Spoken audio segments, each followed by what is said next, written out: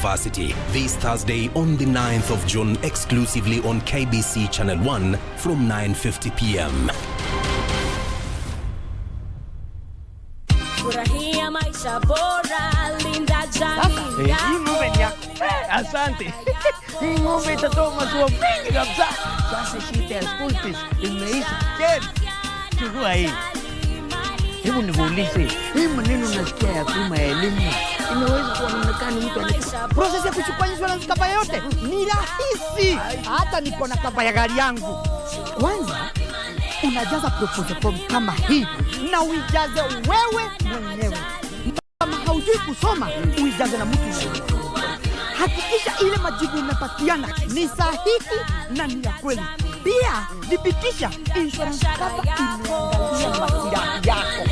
Na usiwahi sign proposal form ambayo haijaandikwa kitu chochote. Pia ukumbuke kujitolea photocopy yako. Sasa wacha nianze hiyo process. By the way, ukisubmit hiyo proposal form, uhakikishe umepatiwa policy document. Uisome na uielewe. Hiyo ndio thibitisho ya kuwa unapiva.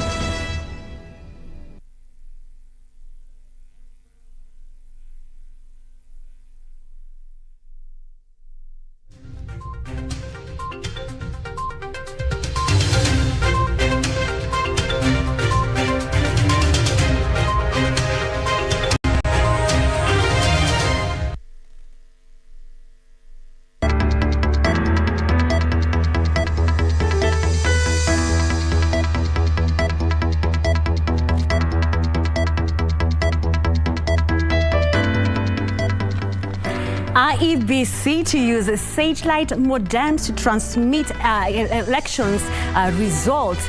That is a story that we'll be highlighting tonight. Later on in business, we'll be having Young and Industrious. Welcome to tonight's Prime Edition. My name is Njenga. Let's take a look at the highlights.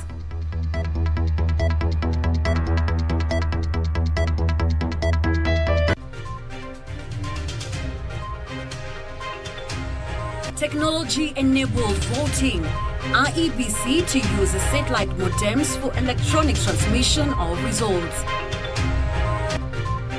Bye-bye for now. National Assembly adjourns sine die 60 days to the general election. In sports, Ferdinand Omanyala is crowned African 100 meters champion in Mauritius.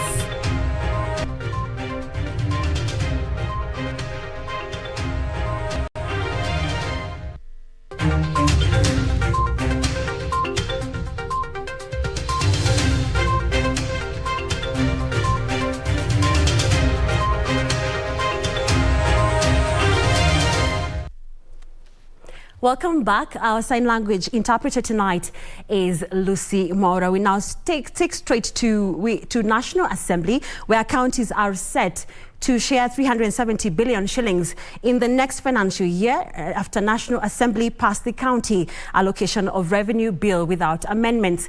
Nairobi County will receive the lion's share of 10 billion shillings, while Lamu County will receive the least amount of 3 billion shillings. And as Kamche Menza reports, members of parliament who might be recalled, the Senate approves the county additional grants bill. The National Assembly has adjourned Sindinai and will be, or rather the National Assembly has adjourned 2 months to the general election. Let's take a look at that story. House business on the last day of the 12th Parliament at the National Assembly saw members hold 2 sittings in a bid to conclude crucial bills, mostly related to the budget. Honourable members, let's pray. In the morning sitting, legislators considered the supplementary appropriation bill that validates executive expenditure of 79 billion shillings for the financial year ending 30th June 2022. MPs also approved the county allocation of revenue bill without amendments. We approve the county allocation of revenue bill so that together with the appropriation bill that we've passed, they can become the basis of appropriating monies to the national government as well as to the counties. The 5 top counties in terms of allocation are Nairobi 19 billion shillings, Nakuru 13 billion shillings, Turkana and Kakamega 12 billion shillings each, and Kiambu County 11 billion shillings. However, the lawmakers who on Thursday afternoon adjourned the House sine die may be recalled to a special sitting to consider and approve the county additional grants bill, which is currently before the Senate. Which means, Honorable Speaker, the additional resources coming from either the government or our development partners are not going to be available to the counties. Should it be necessary, I'll call you to come and pass it for the sake of our counties. Later, the lawmakers spent time reflecting on their performance and extending messages of goodwill to each other. I take this opportunity to thank the people of Kibwezi East for giving me the chance to serve them. I diligently perform my roles that are stipulated in the Constitution, the roles of representation, oversight, and legislation, Mr. Speaker, in the committees that I have had opportunity to. However, the University Amendment Bill was shelved during the afternoon sitting on constitutionality grounds. Kamche Menza for Prime Edition. Thank you, Kamche, for that report. Now, National Assembly has officially adjourned sine die, marking the end of the 12th Parliament. Now, MPs managed to pass 140 bills out of 342 proposed legislation in the last 5 years. Yeshoki Washira with some of the hits and misses of the 12th Parliament. For the last 5 years, MPs have introduced 342 bills in the National Assembly and passed 140 of them. 114 legislative proposals were passed and assented to by the President, while 26 bills are currently before the Senate. Over the same time, the 12th Parliament confirmed the appointment of the first female Chief Justice and at least 60 ambassadors among other senior government officials. The leader of majority, Amos Kimunya, lauded members for their performance and resilience, especially during the COVID-19 pandemic period. I believe we have steered the business of the House in a very fair and accommodative manner, and we have managed to guide the calendar of this House efficiently and effectively, and even more importantly, we have accommodated the various varying interests of the House and members. Nina imani yale niloweza kujifunza katika bunge hili yataweza kunifaa nikiwa gavana wa jiji la Mombasa. But as the House leadership lauds the performance of the 12th Parliament, MPs remain divided on the effect of the handshake between the President and the opposition leader on the House's execution of checks and balances on the executive. The House and the opposition did not continue to serve the Kenyans well in terms of the opposition, and we were not able to keep the check and balances as required and as decided in the Constitution. Up to the time that there was a handshake, the country was unstable. Nothing was going on. But the moment the relationship was created between the Right Honorable Raila Odinga and Uhuru Kenyatta, things worked. It is during the life of the 12th Parliament that at least 7 members and 2 former presidents passed on. MPs observed a moment of silence for their fallen colleagues. Yeshoki Washira, Prime Edition. Now, the Independent and Electoral and Boundaries Commission has called for the court to restrict itself from handling matters relating to the clearance of candidates, while making submissions relating to 8 consolidated cases challenging whether aspirants with integrity issues should be allowed to vie. IEBC maintained that it should be allowed to exercise its mandate without some assumption from other bodies. A 3-judge bench formed to hear the cases has retreated to draw its judgment. With 60 days remaining to the next general election, the decision to clear aspirants with questionable integrity and a checkered past now lies with Judges David Majanja, Chacha Mwita and Mugure Thande. The thorny issue of contention arises from Article 75, Sub-Article 3 on the conclusiveness of whether once a state office is dismissed or removed from office should be cleared to vie again despite appealing against the ouster. We urge you to make a finding that while looking at the leadership and integrity provisions, Article 193 Sub-Article 3 and 93 Sub-Article 3 of the Constitution state that a person cannot be disqualified from holding public office unless all remedies are exhausted.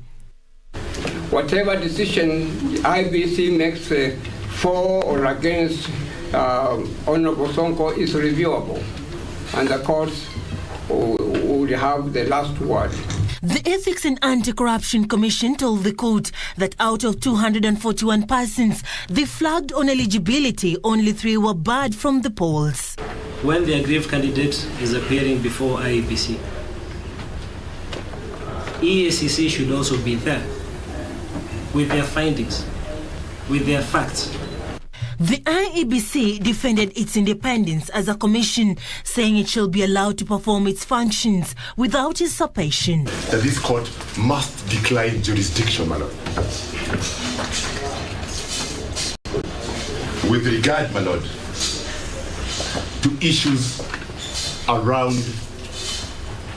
the acceptance or rejection, my lord, of the candidacy of the Honorable Mike Mbuvi Sonko. Article 249(1) decrees that the objects of those commissions and independent officers are to protect the sovereignty of Kenyans and promote constitutionalism. Some of the aspirants mentioned in the petitions include former Nairobi Governor Mike Sonko, who was impeached and is now seeking the Mombasa gubernatorial seat, and Karungo Wathangwa, who is seeking the Kiambu senatorial seat. The ODPP maintained that if one is convicted, then they failed the eligibility test. You must protect the people of Kenya from persons that seek office when they have moral questions hanging over there. The judgment will now be given on notice. Serafina Robi for Prime Edition.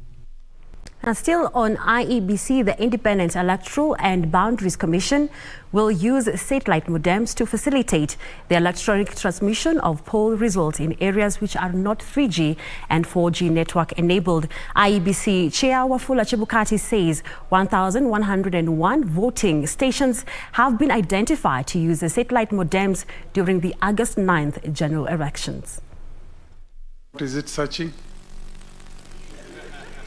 Simulation and testing of technology to election stakeholders, including representative of candidates, political parties and observers 60 days before the general election as required by the law.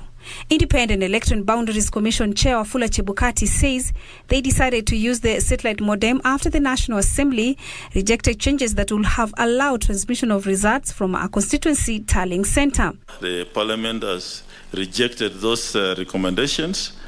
But those recommendations in the regulations were meant to make this process smooth. Example of cases where presiding officer is unable to transmit results from a polling station because of lack of 3G network, but on his way to the constituency tallying center, he finds network somewhere and transmits. That's what we had reduced in the regulations. On the issue of electoral fraud, IEBC says both the ballot papers and the result slips to be used on the August 9th will have a 9 to 10 security features. Each and every of our device has got a unique ID. And when they transmit, they are going to be having a timestamp which shows the location of that device. We want to assure the country that your votes are actually secure. Your votes are secure. The reason why we asked for more time yesterday is to enable us address the issues that we have seen. The Commission has also assured the country that the tablets, which will be used to transmit results from the polling station to the National Tallying Centre, are tamper-proof since they are encrypted to the Kenya Integrated Election Management System. Each form is encrypted with the signature of the tablet from which it came.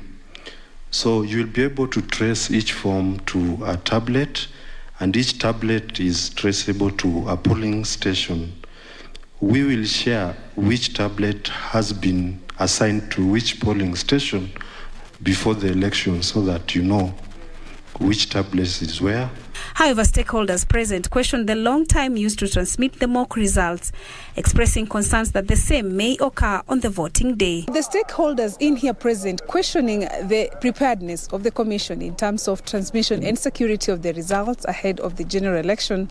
The Commission says it is prepared to deliver a free, fair and credible election. For Prime Edition, I'm Zainab Said.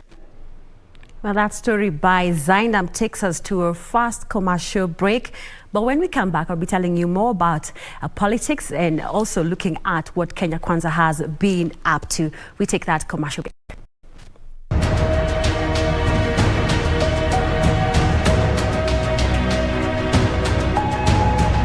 The talks have reached an important stage, and both parties are now expected to demonstrate goodwill and agree on a political settlement that to enable the people of Sudan to redirect their energies and resources towards economic development of this sisterly country. The sub-region is determined, and despite the magnitude and intricacy of the task ahead of us, to try and resolve this long-standing problem.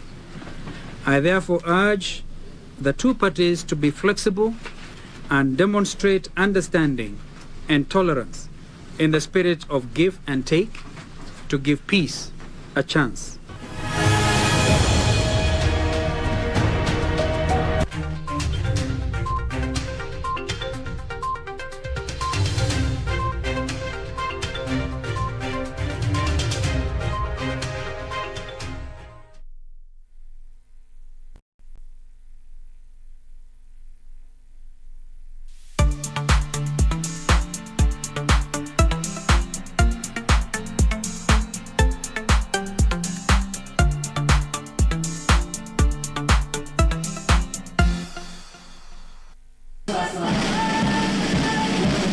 The National Youth Service will hold its pass-out graduation ceremony this Friday, 10th of June 2022. His Excellency President Uhuru Kenyatta will be the guest of honor during the pass-out parade to be held at NYS Training College in Gilgil, Nakuru County. Follow the proceedings live on KBC Channel 1 this Friday from 9 a.m. NYS, go on, be great. Our arts and entertainment industry has evolved over the years. It is at such times that our destinies are written. Will we rise up in courage or die in cowardice? Who are the movers and shakers in film and theatre? Get trendy as we review locally produced films and stage drama every Wednesday at 9 p.m. on Cinemas and Theatre. Brought to you by the Kenya Film Commission. Film Kenya, Capture Africa.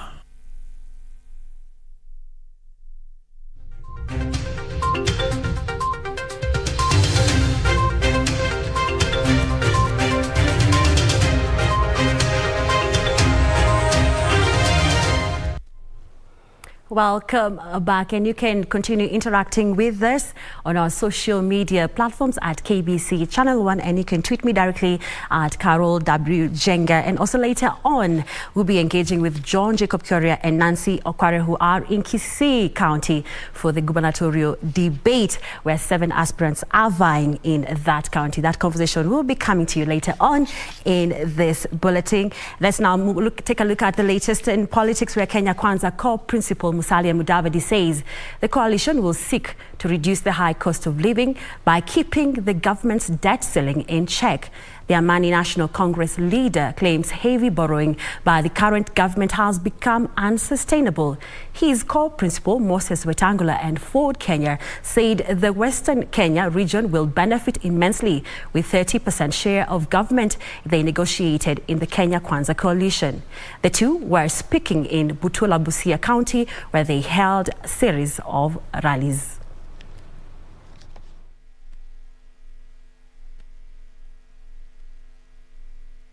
Hivyo tumepata fuliza ya shilingi 25 kwa kila dola kama wa Kenya. Sasa hiyo itamuumiza namna gani?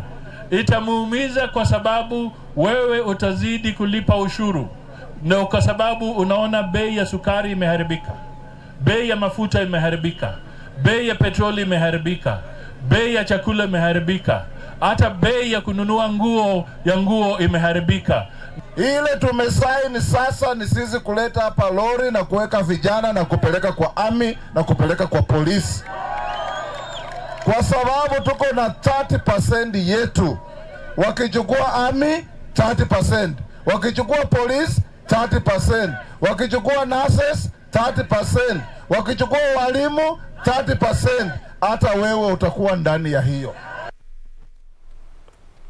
Now, still on politics, a section of leaders allied to the Orange Democratic Movement has urged voters in areas where the party enjoys support to adopt the 6 places style of voting led by Suna East MP Junet Mohammed.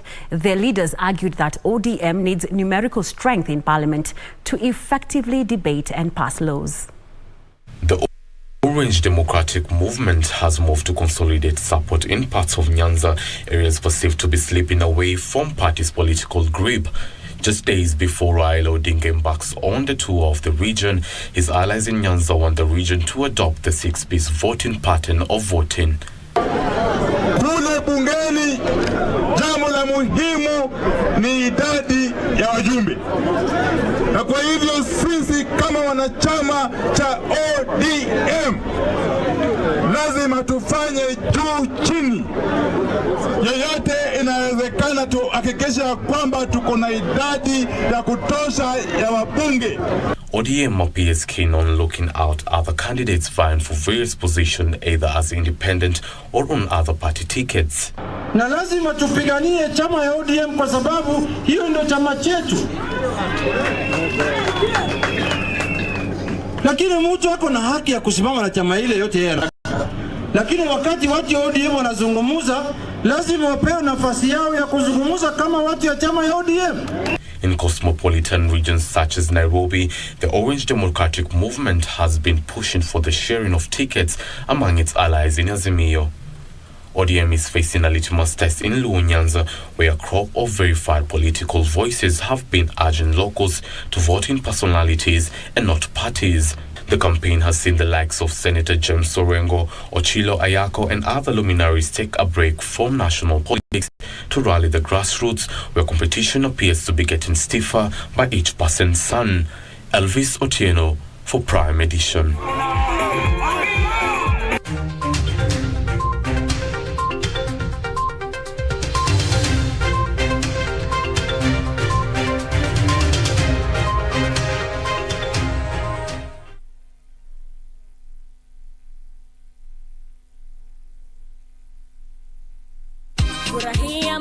Boresha maisha na bima. Kifo ni lazima, japo haitabiriki. Pata bima ya matanga ili kuepuka wasiwasi wa michango isiyo na maana unapompoteza mpendwa wako. Bima hii husimamia gharama zinazohusiana na matanga. Pata bima ili kuhakikisha yote yatakuwa sawa.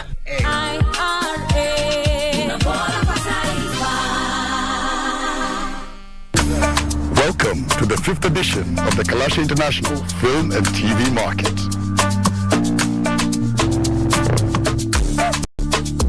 We have an exciting array of conferences and workshops featuring film industry experts from across the world. Come and experience the best of Kenyan storytelling at the Kalasha Market 2022. Come connect and trade in Nairobi. Come and experience 3 days of film and TV exhibition by players from within Kenya and across the African continent. Welcome Welcome to the Kalasha market.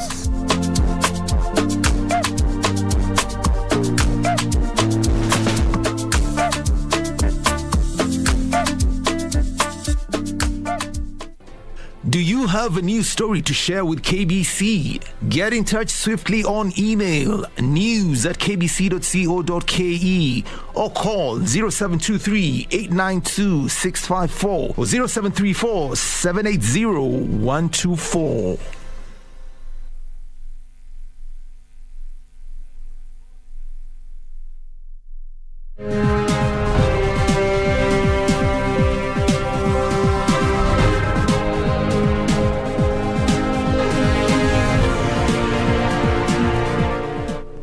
Welcome back. Let's now take a look at what's happening in the world of business. 247 claims have been lodged and by policyholders of the Collapse Resolution Insurance Company, and so far 88 claims worth 15 million shillings have been processed to alleviate losses encountered by policyholders and claimants as a result of insurance companies going under. National Treasury Cabinet Secretary Ukur Yatani is calling for prompt resolution of troubled insurers and compensation of policyholders to boost confidence in the insurance products. In the recent past, the insurance industry has witnessed a collapse of insurance companies such as Concord Insurance, Standard Assurance and Resolution Insurance Limited, attributable to numerous factors, among them poor governance, imprudent investment strategies and fraud. Other insurance companies that have wound up include United Insurance and Blue Shield Insurance companies, whose compensation will be rolled out in the next financial year. In August last year, the compensation process for Concord Insurance and Standard Assurance began, and so far 8 million shillings has been paid out to claimants. We are still receiving the claims from those two insurers, but those companies are under liquidation. So after this process, we'll hand over the files to the liquidator, who is the official receiver in the Attorney General's office, to proceed with the next stages of the liquidation process, where the policyholders still can be compensated. For Resolution Insurance Limited, which was placed under statutory management in April this year, 247 claims have been lodged, but only 88 claims worth 15 million shillings have been processed. In the short term to long term, the medium term, I may say, we are well covered in terms of compensating any arising claims. While launching the Policyholder Compensation Fund 5-year strategic plan, National Treasury Cabinet Secretary Ukur Yatani called for prompt resolution of troubled insurers and compensation of policyholders to boost confidence. To have a regulated where everyone plays, there's an even playing field in the industry. We've seen a number of companies as undercutting, engaging in malpractices that undermines the efficiency and effectiveness of the whole industry. To look at issues of an expired premium, we will look at the quantum of settlement and how fast you can be able to offer that settlement when those needs arise.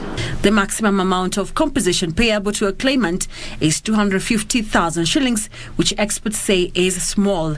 An actuarial study is underway to inform revision of the amount. We would be looking in the future of engaging the actuarial profession to be able to assess what can the fund pay against what the law says it should pay. The Policyholder Compensation Fund receives a levy of 0.5% of total claims from each insurance company. Now to our weekly segment, Young and Industrious. Now, following the advent of COVID-19 in the year 2020, Duncan Shear, then 21 years old, was laid off from his chef job in Nyeri. He returned to Nairobi and fell back on his hobby of making items out of cardboards, if only to keep himself busy. Little did he know he would end up relying on the same for upkeep. Our reporter Farah Yusuf visited Duncan's fine arts studio 2 years later and filed the following report.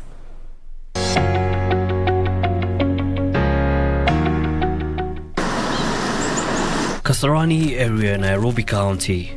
We find Duncan in his business premises, the Fine Arts Studios. creative entrepreneur is working on a client's piece of 3D art that is in its initial stages. He then walks me through this entrepreneurial journey that started after he was laid off from his chef's job following the advent of COVID-19. From 2021, last year, August, I decided to let me do art fully. Until now, I'm doing it full time. The 23-year-old ventured into home art, 3D art, school art and branding and making of advertising materials, all from carton boxes using a special knife, pen and spraying paint. Today, however, Duncan is doing a piece for the Young and Industrious show. After you have the image, you have to create a template, just a drawing out of it. He walks me through what it entails before coming up with the final piece. After you have the image, you have to at least sketch something out, and I call it a template, so create a template out of it. The second process is transferring the template onto a cardboard. For a complicated piece of art, I'll have to pierce each and every part of the art I want to transfer onto the cardboard. Just because I drill the points, so I'll just draw them through kidogo, then I'll cut it later. So this is almost the final product. These are the pieces that I cut out. These are the boxes. This is the person. So the rest of the piece, I removed the top layer just to reveal the corrugated piece of art. So we're going to again create different pieces of art and fill them through. At least in a time. So this is just how I do it.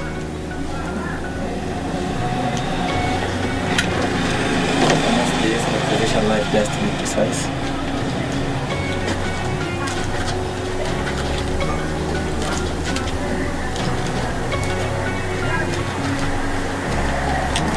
And that's it.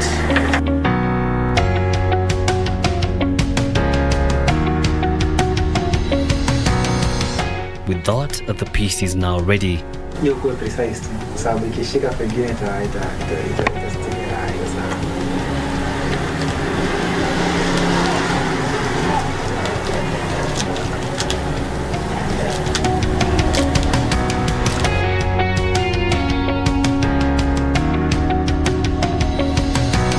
For images, a client sends a picture and then he creates vectors from his laptop. They are transferred to a template and then placed on a carton box for careful cutting and crafting.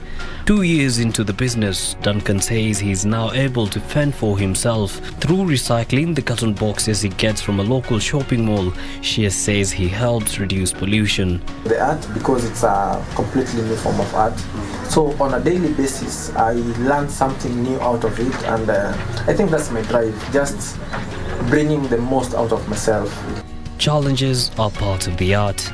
Convincing someone to accept your pieces as good as the other pieces has been my biggest challenge currently. There is a laser cutting machine which makes work so easy for artists actually who needs precision cutting.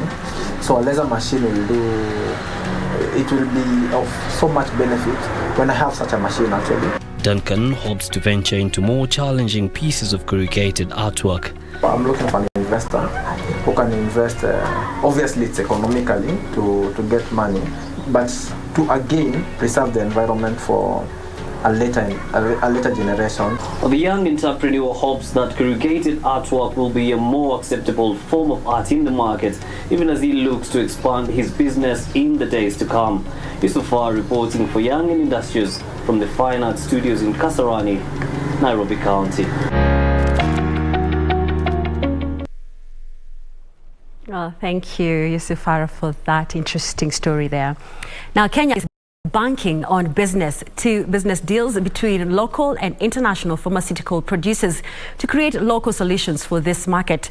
Ministry of Health CES Masi Mwagangi says despite Kenya's 50% market share in the Commercial regional pharmaceutical market, there is need for modern, responsive equipment to build a sustainable and affordable healthcare system.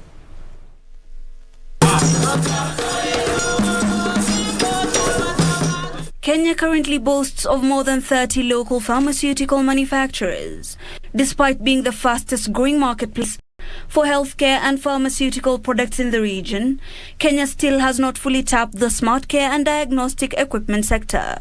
When we look at issues that touch on oxygen, when we look at issues that touch on point-of-care diagnostic equipment, when we look at issues of telemedicine, which we've seen is one of the important interventions post-COVID, field of manufacturing, particularly basic equipment, primary healthcare equipment, is one of the promising markets within this country and within the region. So if we have quality products that are affordable and the same products manufactured within the country, then that will actually create access, affordability, and improve the economy.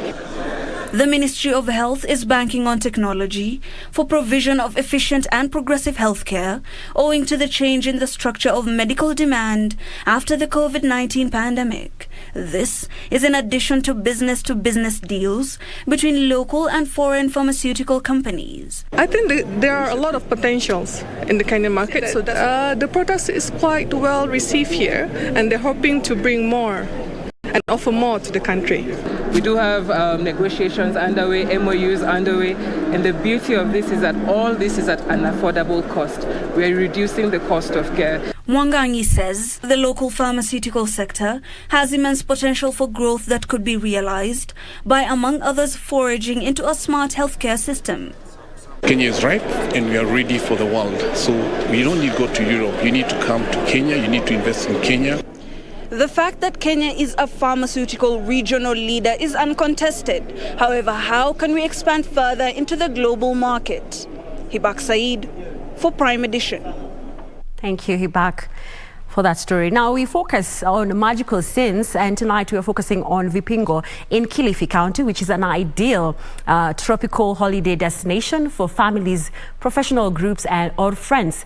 The beauty and serenity of Vipingo overlooking the Indian Ocean is attributed to tree planting and well-kept golf courses. Vipingo is tonight our focus on magical scenes.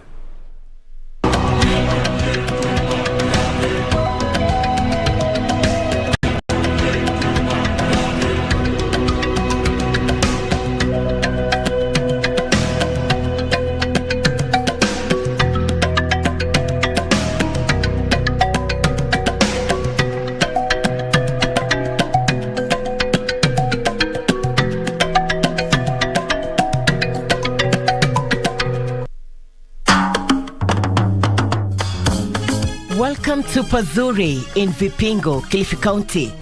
Vipingo offers a life of relaxed luxury filled with activity, budding and sunshine.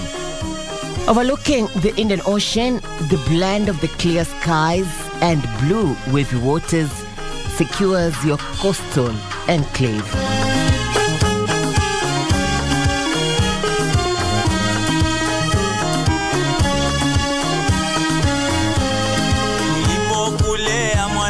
Beautifully manicured gardens, lawns, wilder countryside, a golf course and holiday homes brings out the magical space you would need for a holiday, among others with your family, friends and colleagues.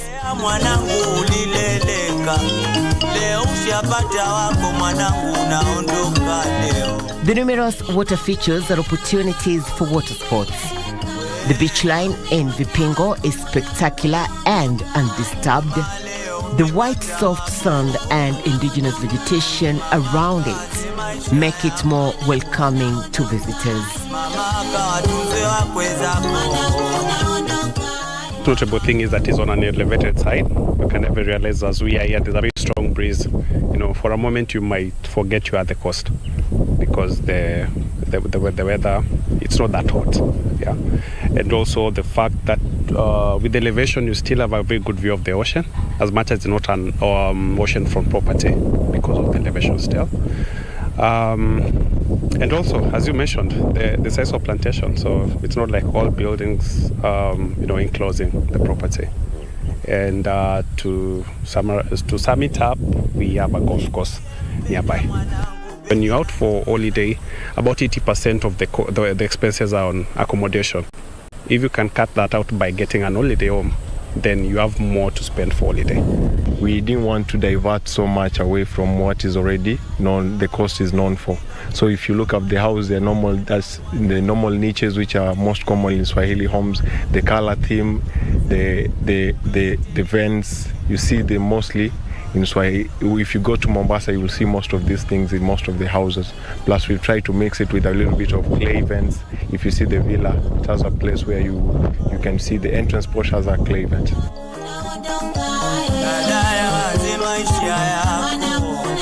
Vipingo is one of the best tropical holiday destinations in Kenya. Irene Mchuma Odim, Magical Sense in the county of Kilifi.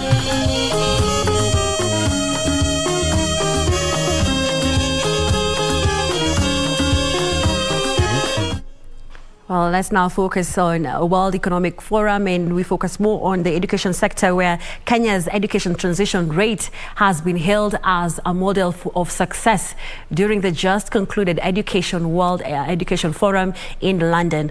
Bridges International Academies have also received recognition during the meeting, where experts said grade 1 pupils in the school were more than 3 times as likely to be able to read like their peers in other schools. The Education World Forum is the world's largest educational gathering, bringing together heads of state, thought leaders, and academia, interrogate the state of education globally. In 2018, the government rolled out free tuition in secondary school 15 years after it introduced free primary education. Experts meeting during this year's Education World Forum in London have lauded Kenya's educational model, especially at the Bridges International Academies, for its holistic educational approach. The report demonstrates that the path that is charted for the less privileged can be changed, and ensuring that they also have an advantage to be in a position to compete equally with peers in the privileged communities as well. Nobel Prize economist Professor Michael Kremer has said a 2-year study of the Kenyan educational system has concluded that undeserved children receive 53% more learning over the course of their pre-primary and primary school career at institutions like Bridge International Academies, Kenya. The study says that after 2 years, primary school pupils in Bridge International Academies, Kenya, are nearly a whole additional year of learning ahead of children taught using standard methods. The only reason why we are doing this is ensuring that we are effectively managing the schools, ensuring that we have structures and standards that we have set, that the teachers get to employ, that the academy managers get to use, so that they can support the teachers when they are instructing the classes. And this includes the way we are training our teachers, this includes the way we are monitoring them, this includes the way we are partnering with them, receiving feedback, continuing to improve on the instruction delivery mechanisms that we've put in place. The World Bank estimates that 90% of 10-year-olds in sub-Saharan Africa do not reach this benchmark.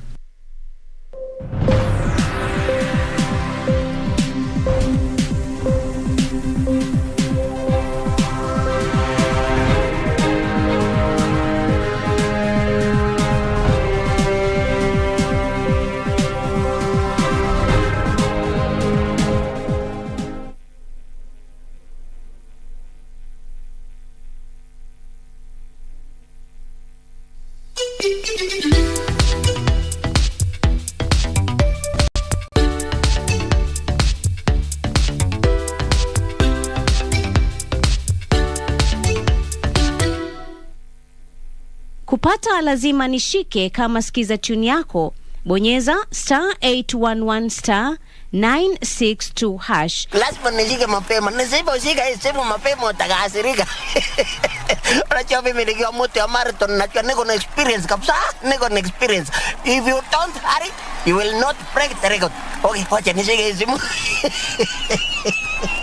Kupata lazima nishike, bonyeza *811 962 hash. *811 962 hash.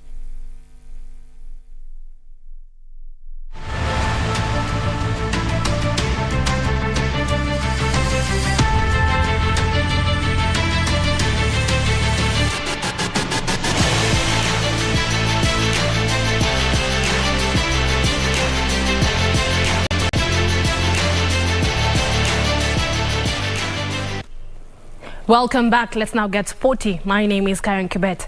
Now, Team Kenya today showcased a masterpiece performance in track events at the 22nd edition of the Africa Senior Athletics Championships in St. Pierre, Mauritius. Kenya bagged 3 gold medals in the men's 100-meter race and women's 1,500-meter and 5,000-meter races. Ferdinand Omanyala clocked 9.927 seconds to snatch the African title from Akani Simbine of South Africa, who clocked 9.930 seconds to finish second.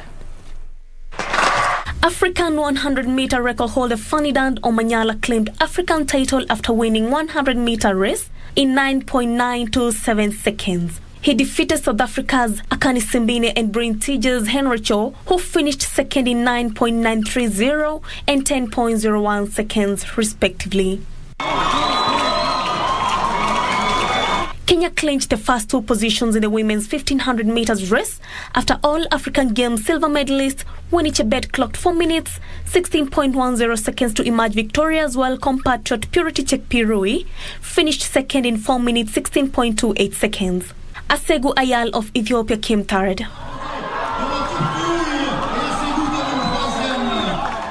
In the 5,000 meters race, Kenyans Beatrice Chebet clinched gold in a time of 15 minutes 82 seconds, while Caroline Nyaga settled for bronze in 15 minutes 5.34 seconds. Ethiopia's Azali Fetbaye took the silver. Kenya also bagged a bronze medal in the mixed 4x400 meters relay after finishing third behind Botswana and Nigeria. Abraham Longosiwa opened the medal table for Team Kenya yesterday after settling for a bronze in the 10,000 meters race behind Ethiopia's Abraham Ogos and Gudeta Chimidesa Debele, who clinched gold and silver respectively.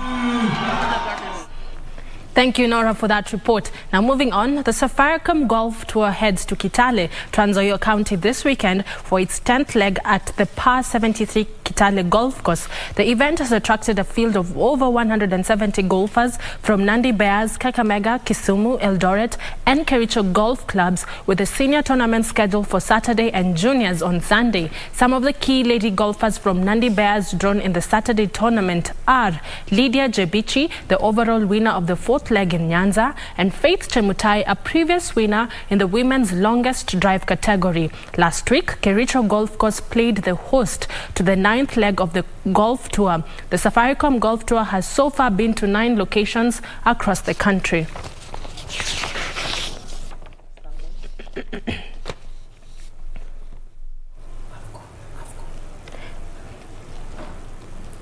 Algeria secured 3 points after they thrashed Tanzania 2-0 at the ongoing 2023 Africa Cup of Nations qualifiers at the Benjamin Mkapa Stadium. Meanwhile, Sudan lost to Democratic Republic of Congo 2-1 at the Al Hilal Stadium in Lusaka. Ramia Bestian opened the score sheet for the Algerians in the 45th minute of the play. Bailey through to the near post.